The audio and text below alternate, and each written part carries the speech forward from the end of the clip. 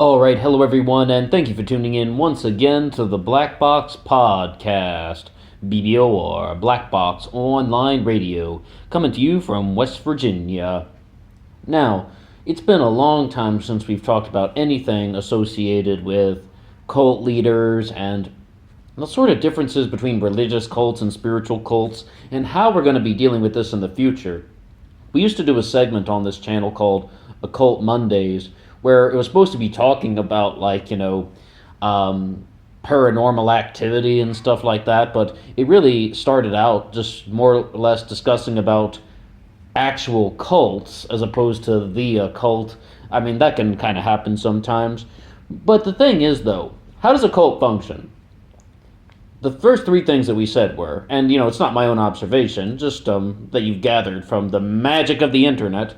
The first three things are: number one, they discredit all the ways of the past.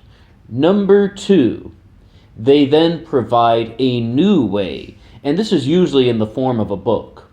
Number three, they tell you that something in your life is missing, and the only way to get it is to follow their new way that they have produced. That's one of the ways that cult leaders can organize and attract followers into them. But we've done like a handful of uploads about things, especially political cults, because that's the stuff that I think people need to be looking out for in the near future, in the 21st century. I think that we're really going to have to respond to political cults more so than spiritual and religious ones. Those things are still going to be there, but I think a lot of people are sort of like, they have a large sense of awareness that someone who is selling like the magic water that will get you into heaven if you drink it and stuff like that, like Peter Popoff or whatever he did after he got out of jail. That stuff, people are kind of, they have some sense of awareness regarding that stuff. What I think is now on the rise is political cults, in the sense that they aren't telling you that you're unhappy the way a religious cult would. They aren't telling you that you are not loved, which a religious cult would. Maybe a little bit not loved, but mostly, they're telling you that you are, the way to follow us is to be intelligent. If you don't follow our way, you are not intelligent. Yes, they're just like, if you don't think the way that I think, then you are there's something less about you.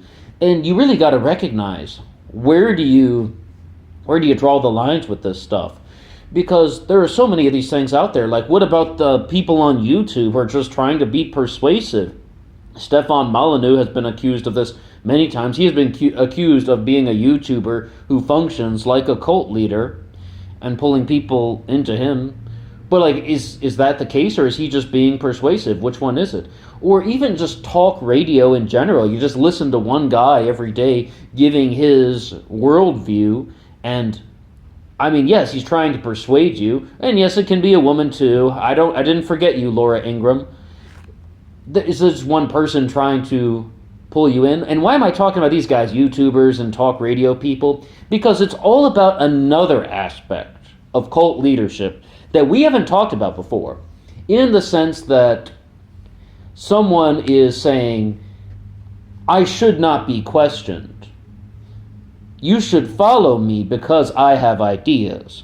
That's where the faith comes from. We're not talking about any sort of like faith in God. That's the subject for a different channel. I don't mind discussing it, but that's kind of like a different channel on YouTube might cover that differently than I can. This is about putting faith in a person. We're saying that, yeah, I know you have ideas and I know you have opinions, but we don't need to hear them because I have good ideas and good opinions. So instead of arguing your case or challenging me, you should follow what I think. And once again, you really have to wonder, where do you draw the lines, especially with political players? Winston Churchill was opposed to democracy. What did he famously say? The biggest argument against democracy is a 5-minute conversation with the average voter. Who was the next prime minister in England? Clement Attlee. Democracy is governing by discussion, but it only works when one person is talking. And that was a quote from Clement Attlee, of course. So it's like, are these guys cult leaders? I mean, you could say, on the one hand, no, because they climbed their way through the rankings. They actually achieved that sense. But on the other hand, they do obtain massive amounts of followers that they get to follow along. But if Winston Churchill or Clement Attlee are viewed as cult leaders, that would mean that any politician in the world would have to have some type of cult leader mentality. But I think, though, in the United Kingdom and in America, we still have this thing where we want to challenge our politicians. I mean, yes, I totally understand what Clement Attlee was saying, that democracy is governing by discussion, but it only works when one person is talking. All right, sure. I mean, if you want to just examine that in some hypothetical, I can follow it in some sort of sequential statement, as a sequential statement, I should say. But the thing is, when you want to sort of look at our political system, it's meant to be argued. And some of these things in the world are not meant to be argued. Some of these cult leaders, political cult leaders, are putting stuff out there that they don't want that they don't want challenged. We've talked about the Lyndon LaRouche movement on this channel before, and they're quite the sort of oddball of political movements.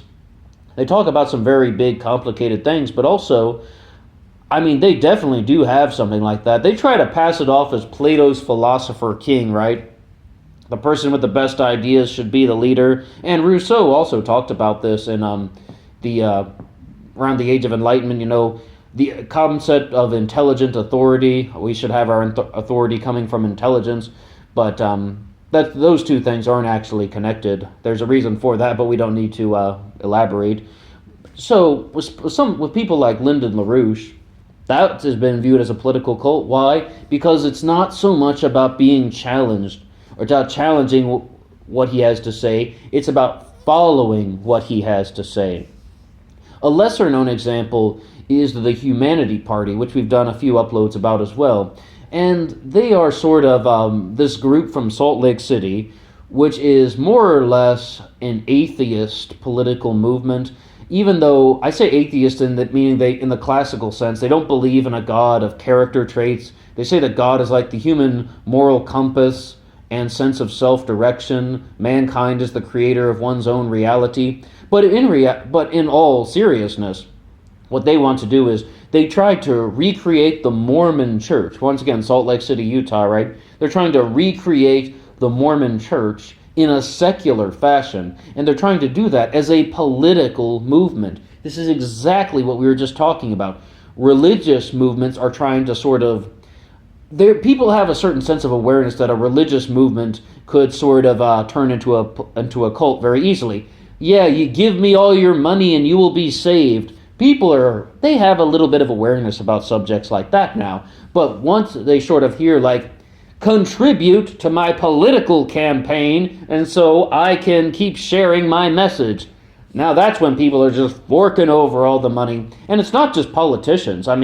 Alex Jones was collecting money on InfoWars, you can just contribute money to support someone like that. And I don't really think that up-and-coming, like, YouTubers and people on, what was that website called, Kickstarter or something, they aren't really the problem. Not everyone on the internet talking about ideas is a cult leader. Not everyone who is asking for money to talk about politics is a cult leader.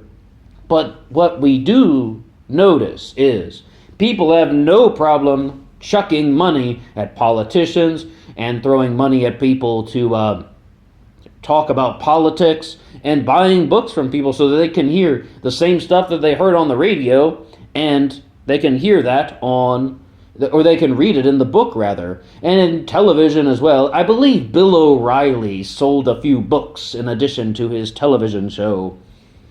But it's a really difficult balance for us to identify.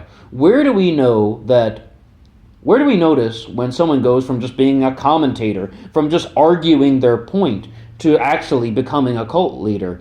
And I think that it really rests in the fact once they start saying that they don't want to be challenged. There was an interesting line from one of the Humanity Party videos, that political group from Salt Lake that I just mentioned, where the spokesperson of the Humanity Party, Christopher Nemelka, says, "Don't ever come to me with your ideas.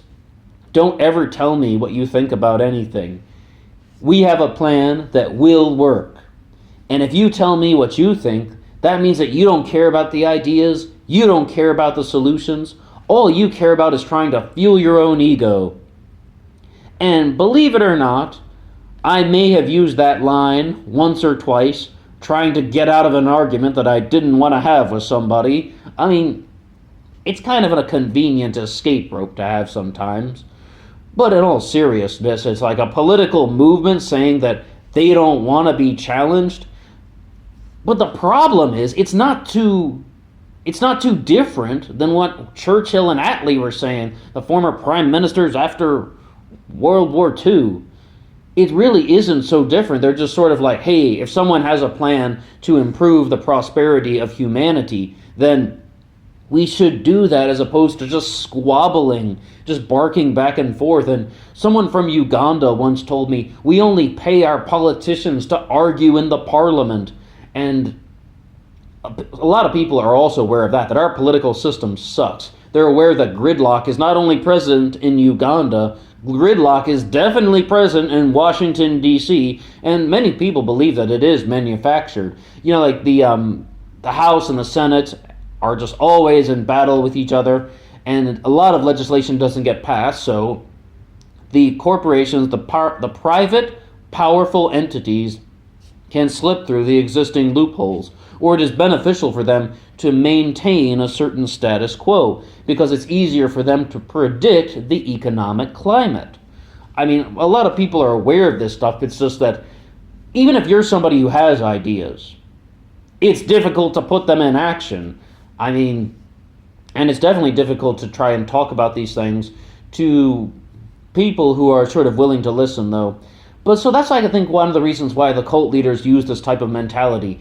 Discredit the ways of the past. They'll tell you that everybody is wrong. And then they say, okay, all right, well, I'm going to show you the one true way. This way is right and no other way is right. So don't challenge me on it. I already told you it was the truth. What else do you need? Or in political terms, I already told you that it was the best way. So you don't need to challenge me. And if you don't think like me, you are flat out stupid. Have you ever heard like a political commentator ever say something like that? Like the other side is just not as good as us. I mean, have you ever heard something about liberals versus conservatives? Something of that nature? The other side just isn't as good. No, if you don't think like me, you're not as intelligent. These are very basic manipulation tactics. And it doesn't only extend to cult leaders, of course. I mean, some just broadcasters who wouldn't fall into the cult leader mentality would probably be also guilty of that. But many of them, though, many broadcasters and commentators and people with opinions, they do open themselves up to scrutiny, and they open themselves up to being challenged, and they participate in debates and such. But once someone really decides that they don't want to be challenged anymore, that everyone just needs to bow down before them, it's almost like the monarchy in some senses, that this person has royal blood, and whether or not we like them, we need to follow them, we need to kneel when the king says to kneel. Except for the fact that, I mean, monarchy, aristocracy, that stuff's all determined by bloodline. The political cult is just like saying, all right, well, I don't want to use my ideas, because even though my ideas are good, I need to listen to him or her. I need to listen to person X because they have good ideas. Their ideas are good enough. Let's just use them. And we talked about a couple political cults. The Lyndon LaRouche movement, the Humanity Party. I mean, the LaRouche movement would take real exception to being called a political cult. I mean, they just have a different brand of politics. But there's another example of something. We mentioned this in like one upload. We didn't really talk about it very much, but it's the concept of crafting delusional arguments to have your own brand. Because as a cult leader, you don't really need bazillions of followers. You just need enough followers to pay the bills and give you sex. Unless you're David Koresh in Waco. Sorry, was that too soon or something? But when it comes to something like that, if they just come out with these really, really extreme claims, they're never going to be accountable for them because they won't be able to put them into action. So they're sort of saying, here, we need to do this political plan, which is something that might not necessarily work at all, but it would never happen in our lifetime. So once again, they will never be held accountable for that. A lot of people say that about their opponents. People have accused the libertarians of having plans that would never be put into action. The Green Party has been accused of that. The Tax Wall Street Party has been accused of that. And I'm even saying some things about the Humanity Party and the Lyndon LaRouche movement right now. So I am aware that these criticisms could sometimes be general. I do confess that. But on the other hand, sometimes this could be very accurate in determining where does someone go from being just an ordinary person expressing opinions to someone who's just like, follow me or you will be the scum of the earth, or even worse than being the scum of the earth, people will think badly of you. They're going to think you're not intelligent if you aren't following my way. So, a lot of stuff for us to look out for during the 21st century.